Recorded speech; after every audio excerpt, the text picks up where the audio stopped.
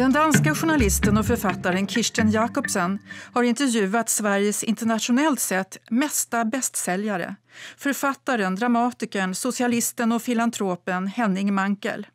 De har träffats i Indien, Afrika, USA och Sverige. Av mötena blev det intervjuboken Mankell om Mankell. Kirsten Jacobsen tecknar ett porträtt av en mycket privat person. Intervjuare är filmaren Marika Grisel. Ja, Kirsten, varför skrev du den här boken? Jeg skrev den derfor, at jeg var så trøt på, at alle læste krimier. Ikke at de læste krimier, men at de læste bare krimier. Og så sagde min mand til mig, kanskje du skulle læse en bog af Henning Mankell. Der havde jeg aldrig læst noget af ham. Og så begyndte jeg med Mördare utan ansikte, og blev meget fanget af den. Fordi det var jo ikke en krimi, det var en bog om samhället, om folkhemmet. Og så tænkte jeg, hvor genialt at lave en bog om samhället med et krimi-plot. Og det er jo derfor, han har skrevet den med et krimi-plot. Og så begyndte jeg at læse mange flere bøger, han havde skrevet. Og så fik jeg den idé, at jeg gerne ville skrive en bog om ham. Fordi han med sit meget større vingefang interesserer sig for præcis det samme, som jeg gør, nemlig verden og samfundet. Og så skrev jeg et brev til ham, og det var ikke så nemt, som jeg havde troet.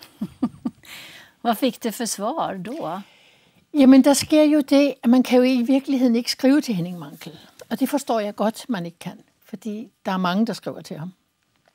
Der er en gruppe omkring ham, der består af hans forlægger, Dan Israel, hans agent Anneli Højer, hans søn Jon, og hans global assistant Robert, og hans økonomiansvarlige. Og de vurderer alle breve til ham, om de skal gå videre til ham selv. Men det vidste jeg jo ikke rigtigt. Men de vurderede så på baggrund, tror jeg, hans agent, som havde læst noget, jeg havde skrevet i forvejen, at han skulle læse det. Og de har rådgivet ham, og pludselig mødte jeg ham. För att han är ju känd för att vara en person som vill värna om sin privata sfär. Ja. Och det tog ju ganska snabbt ändå. Du började läsa honom bara något år innan du sen träffade honom. Ja. Hur länge sedan var det då det första mötet ägde rum? Till det, att boken... Det var i august 2010, må det have været. Så gik der lang tid. Han har en myggepakket kalender. Der gik lang tid, men der havde vi ligesom træffet og havde givet hinanden hånden på, at det ville vi gøre der tilsammens. Varför tror du att han sa ja? Jeg tror, han havde fået det råd, at hvis det skulle være, så kunne jeg være et godt bud. Og så tror jeg tilfældet. Jeg tror, det var lucky punch. Det var god timing. Jeg tror, han var et sted i sitt liv, hvor han tänkte, varför inte? Men man tänker så här, många författare idag, de använder sig ju själva för att lyfta fram de blir kändisar. Och Henning Mankell är ju på ett sätt en kändis, men han som sagt väldigt privat. Ja. Har det kommit till ett ställe, tror jag, i hans liv där han kände att han kanske var tvungen att öppna en lucka lite grann in till vad som driver honom i sitt författarskap och dela med sig av det, än bara sina böcker? Kanskje. Men han skriver faktisk i en af sine egne bøger, og min bog slutter med det, at han undrer på, hvordan man vil sige om ham en dag, når han ikke er her mere. Om han er arg, eller om han er sur, eller om han er, hvad han er, eller om han er en cool guy. Og kanskje han pludselig har haft lyst til at sige, jamen, hvordan er billedet så af mig? Og derfor har han sagt ja. Kanskje. Jeg får nok aldrig helt svaret på, hvorfor han sagde ja. Vad var det som gjorde, tror du, att ni fick förtroende för varandra då? Fordi jeg er heller ikke til bullshit. Vi kom ind, vi mødtes, goddag, så sagde han, lad os spørge jer. Okay, sagde jeg, spørge jer. Og jeg havde ingen bandspillere, jeg havde ingenting. Men så spørger jeg det, vi så. Og hver gang vi har mødt hinanden, så der kan gå 4 måneder imellem. Så har vi sat os ned, og så har vi sagt, sidste gang sagde du så, starter jeg så. Vi drikker et glas vand. Sidste gang sagde du så, hvad mener du med det? Ikke noget med, hør mor du, hvordan har du. Jeg tror, vi fik fortroende ved, at jeg var mycket velforberedt, og jeg var ikke til small talk. Mm. Han läxade upp det lite dock vid ett tillfälle när du sa att du vill koncentrera dig på hans författarskap och inte på hans teater och hans regiarbete och så vidare. Hur tänkte du runt det? Jamen, der fangede han mig jo i virkeligheden, fordi jeg kommer jo fra Danmark, og i Danmark kender vi jo ikke hans teatervirksomhed. Det gør I Sverige. Og jeg fik sagt sådan lidt hurtigt, og synes jeg selv skøjet, jamen, alle kan jo læse dine bøger, men ikke alle kan kende dit teaterarbejde. Så sagde han, alle kan læse mine bøger. Der er så mange analfabeter i verden. Ups, tænkte jeg. Og det er jo rigtigt. Alle kan jo ikke læse. Men alle kan se teater, hvis det bliver opført i det land, de bor i. Og den vinkel på teater havde jeg aldrig tænkt på. Men jeg kendte jo ikke på samme måde hans teater, som jeg kunne læse hans bøger. Og derfor valgte jeg at koncentrere mig om hans bøger. Også fordi det, jeg skulle skrive, var en bog. Og jeg synes, det er svært at formidle teater i en bog. Det kan man bedre gøre i en dokumentarfilm. Så jeg valgte ligesom der, hvor man selv kunne gå ind og læse videre, nemlig ved at læse hans egne bøger. Vad var att vara analfabet och att bekämpa analfabetismen är en av hans stora drivkrafter. Ja, så då det är det. Berättade han ju om det naturligtvis. Meget. Og præcis, han har jo fuldstændig ret. Du kan opføre teater i lande, hvor ingen kan læse. Du kan opføre teater i flygtningelejre. Alle steder, hvor der ikke er tilgang til papir, eller det er umuligt at få det, eller folk, som sagt, er analfabeter. Og det er jo fantastisk ved teateret. Problemet, synes jeg bare ved teater, er, at teater let bliver bourgeoisiets underholdningsform. Der sidder alle dem, der kan alt, og ser det. Hvis teater blev brugt, som han siger, synes jeg, teater er fantastisk. Og han så jo også indisk gadeteater, der hvor de går ud, hvor folk er. Det synes jeg er fantastisk. Du har ju träffat honom på olika platser i världen, i olika situationer. Ja. Är det samma Henning Mankell överallt? Ja, det synes jeg på mange måder. Det er en mand, som passer meget på sig selv, og passer meget på sin tid, men samtidig er uerhørt nærværende, når han er på et sted. Men når han er færdig med at være det sted, når han har talt med folk, så trækker han sig tilbage. Han passer meget på sin tid. Ellers kunne han jo heller ikke være så produktiv, som han er. Han berättar om det, att han är en arbetsmyra. Han är en arbetsmyra. Och oerhört nästan stoisk och nästan lite, man skulle kunna säga nästan lite tråkig kanske, om man inte... Altså, han er meget seriøs, kunne vi sige det sådan? Han er meget seriøs, og jeg tænkte til sidst, jamen, hvornår slapper han af? Hvornår griner han? Hvornår er han fuld? Hvornår er han fjollet? Det er han jo i hvert fald ikke i offentlighed. Han siger selv, han er det. Jeg har ikke rigtig set det. Vad var det svåraste i att göra den här boken? Skriva det här och hitta känslan för Henning Mankell? Jamen det sværeste er jo selvfølgelig... Altså det jeg ville med bogen, det var, at jeg ville tage et ekstra skridt i forhold til hans eget forfatterskab. Jeg ville forklare den drivkraft, der havde fået ham til at skrive de bøger, han har skrevet. Mere end jeg egentlig ville beskrive, om han selv vasker op, og om han kysser sin kone hver aften, og hvordan han er. Men det hænger jo sammen. Det hænger jo i håb. Så det sværeste var vel at få den balance til at gå op. Og jeg vil heller ikke helt sige, at det lykkedes. Men på det sæt kan man sige, at Mankell og jeg måske ser ens på det. For jeg synes, alle mennesker har lov at have et rum om sig, som er helt deres eget. Jeg synes, vi kan ikke leve i verden, hvis vi ikke har det rum. Og hvis vi giver det til offentligheden, altså hvis man er så berømt, som han er, og giver det til offentligheden, hvad er der så tilbage? Så på den led kan du sige, at det var ikke min drivkraft til at skrive bogen. Det var ikke at komme ind i hans private rum, om han børster tænder på den ene sæt eller det andet sæt. Det var ikke det. Det var, hvad vil du med dit forfatterskab? Fordi det er det, der kan flytte os andre.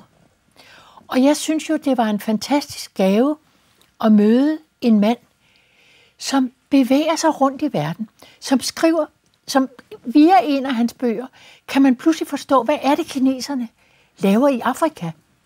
Hvad er den nye imperialisme, kunne man kalde det? Hvis du læser Kineseren, så forstår du pludselig, hvorfor kineserne er i Afrika.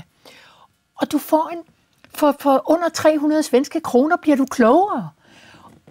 Jeg har læst hans bog, Leopardens øje, som handler om en opbrudstid, mens han var i Zambia. Du bliver klogere på de konflikter, der er i Afrika, ved at læse hans bøger.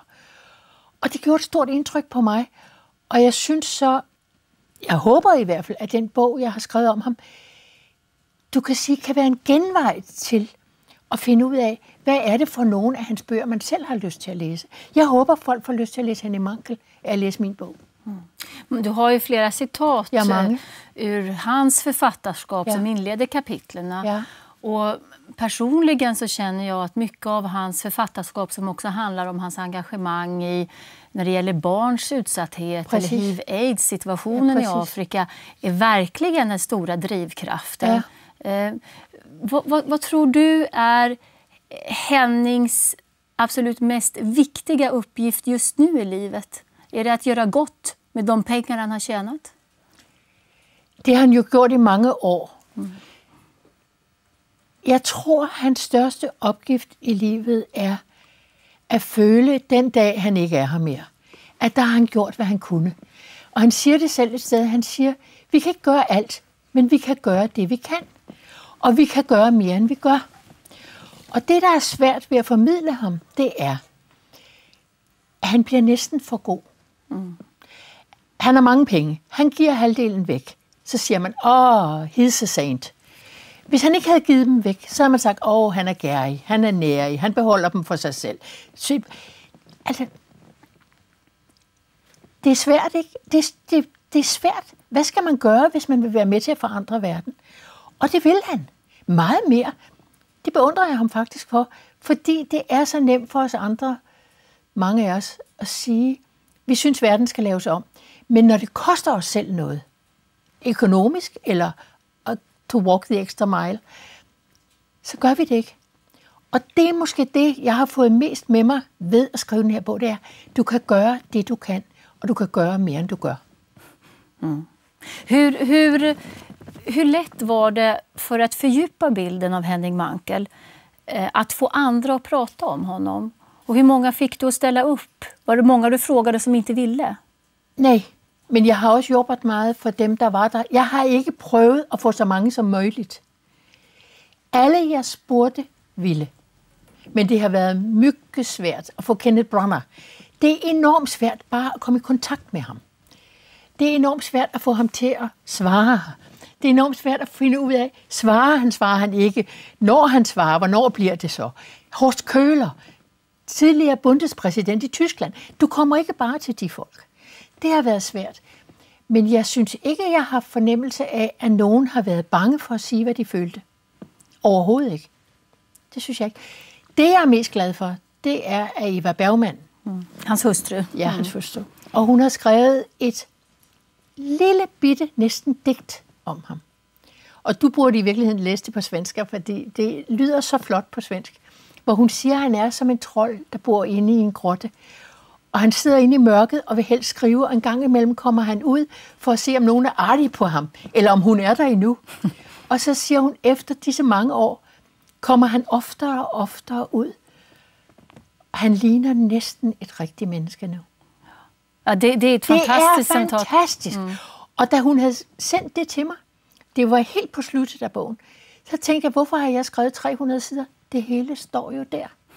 Han är som ett troll, men han börjar komma ut ur sin grotta nu. Men det stod jo på de 15 linjer. Hvorfor har jeg så brugt 300 sider? Jeg håber, jeg er kommet videre alligevel, men det står der. Eva Bergman är ju dotter till Ingmar Bergman, och Ingmar Bergman och Henning Mankell var vänner och umgicks en hel del mot slutet av Ingmar Bergmans tid. Ja. Hur viktigt var den vänskapen, tror du, för Henning? Jeg tror, den var vigtig, fordi de er meget olika personer, tror jeg. Men jeg tror alligevel, de kunne genkende sig selv i hinanden, eller i hvert fald kunne Henning Mankell genkende sig selv i nogle af Ingmar Bergmans dilemmaer, nemlig, hvordan kan du være et ordentligt menneske over for din familie, samtidig med, at det vigtigste i dit liv er at skrive og at skabe kunst. Det dilemma er jo hans, ligesom det var Bergmans. Og det er der ikke noget enkelt svar på. Jeg er også meget glad for, at hans søn har svaret i bogen. Fordi det er jo ikke nemt at være søn af en mand som Henning Mankell. Han har været meget væk. Og jeg føler, at Jon har svaret, at han har skrevet et meget smukt, han har selv skrevet det, og det har jeg bedt ham om, meget smukt lille billede af sin far. Og det var vidunderligt at opdage, at han kunne skrive. Det vidste jeg jo ikke, han laver film. Han kunne skrive, ligesom sin far. Det var vidunderligt at opleve. Det är intressant att du säger om det här att de här skapande människorna och ofta många skapande män kan ibland glömma bort sin familj, kan tyckas, både kanske inifrån familjen och om man tittar på det utifrån. Och det här dilemmat. Forleden dag spillede Metallica. Kender du dem? Rockgruppen Metallica i Danmark. Og så sagde Lars Ulrik, som er dansk trommeslager i Metallica, så var der en interviewer, der sagde til ham, men hvordan holder du på med at være så mygge væk fra Connie Nielsen og dine barn og alt det? Så sagde han, jamen det her er jo semester. At være hjemme, det er jobbigt. Og så smilede han. Men det er jo dilemmaet.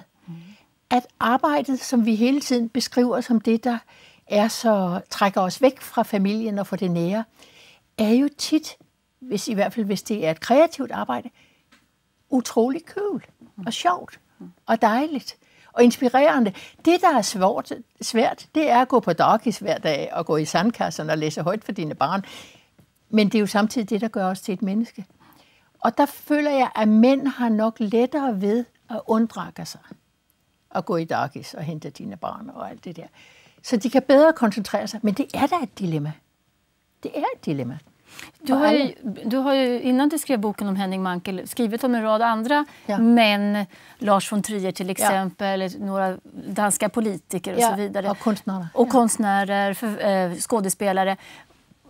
Finns det några likheter mellan de här personerna som du har beskrivit? De er så olika som de kan være, men de er alle sammen draget af én ting. For det første er de gode til det, de gør. Og de vil noget med det.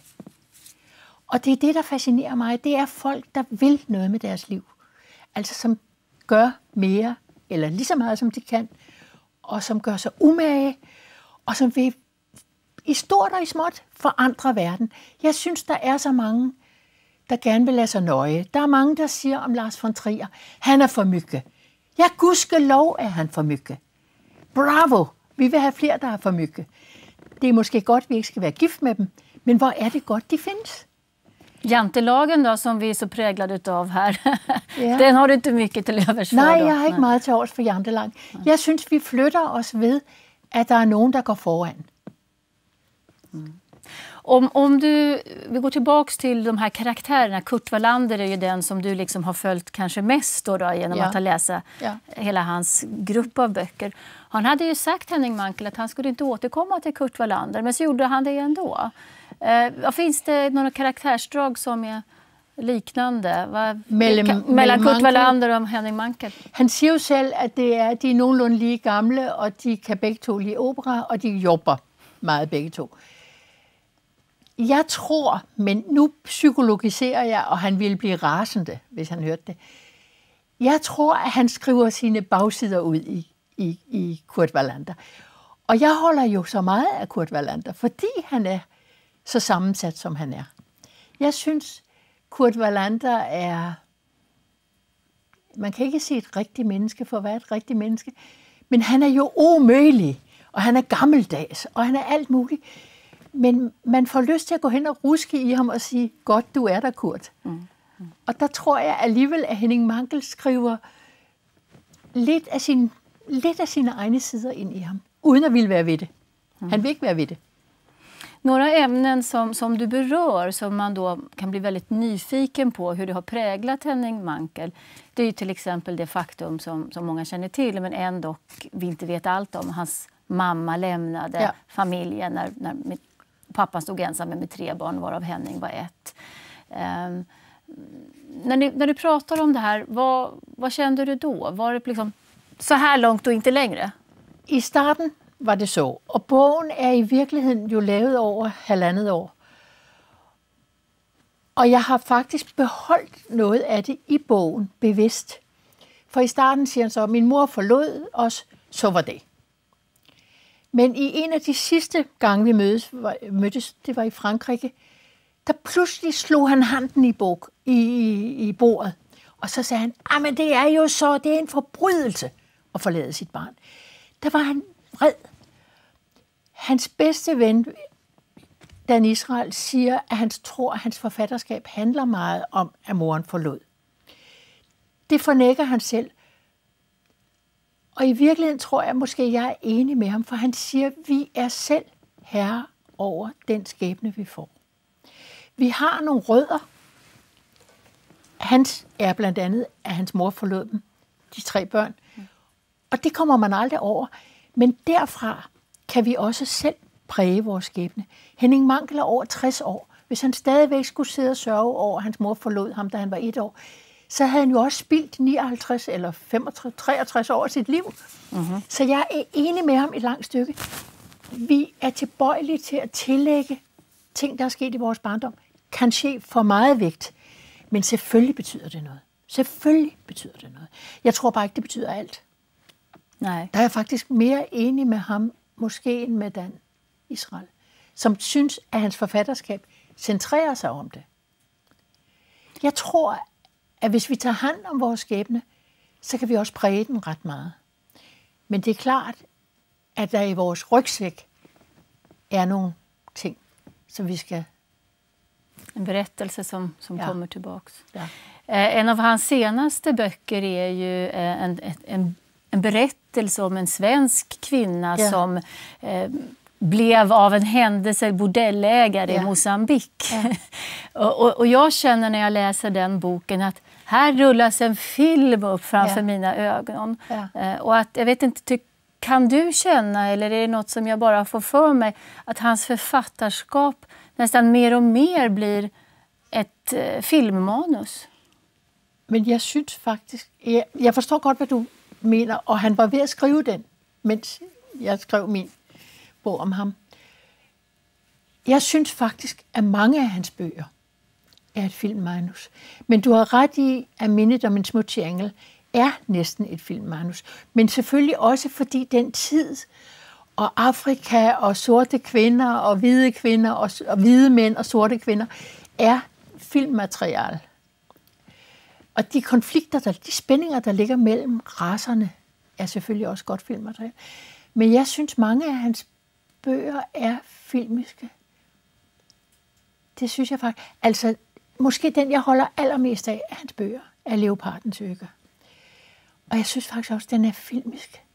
Der er en scene i den, hvor han beskriver, at han er kommet til Afrika. Hans Olofsen hedder hovedpersonen. Han er kommet til Afrika, og han står på en station, Kinshasa, eller jeg kan ikke helt huske navnet på Afrika. Og så opdager han, at hele toget er fuld af sorte mennesker. Og så går han ind i den kupé, hvor der er andre hvide. Og det er jo i modstrid med hele Mankells måde at være på selv. Men vi kender alle sammen følelsen, at pludselig er vi et sted, hvor alt er anderledes. Og så søger vi i virkeligheden det, der virker trygt, men muligvis ikke er det.